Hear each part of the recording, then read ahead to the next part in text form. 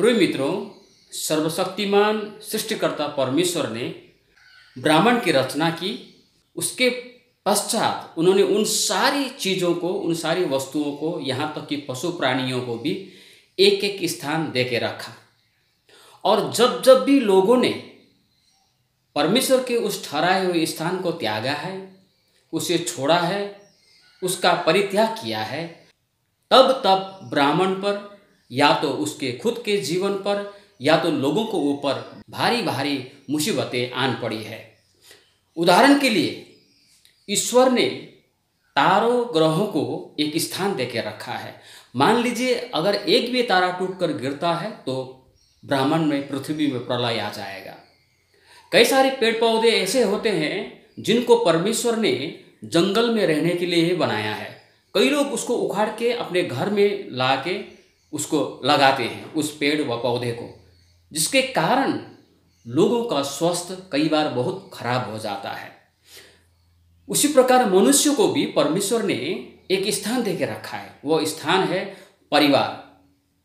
यीशु में विश्वास करने वालों के लिए कलीसिया, परिवार और कलीसिया। जब जब लोगों ने अपने परिवार और कलीसिया को त्यागा है, तब तब उनके जीवन में भारी मुसीबतों का सामना उन्हें करना पड़ा है।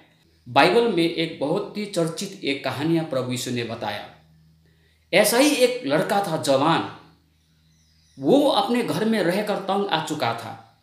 हमेशा एक ही काम करना है, एक ही जगह रहना है। बैठते बैठते परेशान हो गया। अंत में एक दिन उसने निर्णय किया कि मैं अपने परिवार को, अपने पिता को छोड़कर मैं दूसरे देश को चला जाऊंगा। बाद में हम देखते हैं वो दूसरे जगह जाने के बाद में उसने अपने जीवन में इतने संघर्ष, इतने परेशानियां, इतने दुख कष्ट को उठाया और यहाँ तक हो गया कि वो अपने जीवन तक को धिक्कारने लगा था। लेकिन वो तो अच्छा हुआ, पश्चाताप किया और फिर से दोबारा अपने परिवार, अपने पिता के पास में लौट कर आया। फिर से उसका जीवन आनंद और शांतिमय रहा। प्रिय मित्रों, परमेश्वर ने आपको भी कलीसिया में रखा है, चर्च में रखा है, परिवार में रखा है। हो सकता है कि आपका चर्च आप जैसा चाहता है वैसा न हो, आपका परिवार के लोग जैसा आप चाहते हैं वैसा न हो। लेकिन अगर आपने कलीसिया त्यागने और अपने परिवार को त्यागने की भूल की तो आपके जीवन में भारी मुसीबत का सामना आपको करना पड़ सकता है। इसलिए परमेश्वर ने आपको जहाँ जहाँ रखा है वहाँ आपको शांति के साथ में, धैर्य के साथ में उस स्थान पर रहनी चाहिए, ताकि परमेश्वर के द्वारा आपको आशीष प्राप्त हो।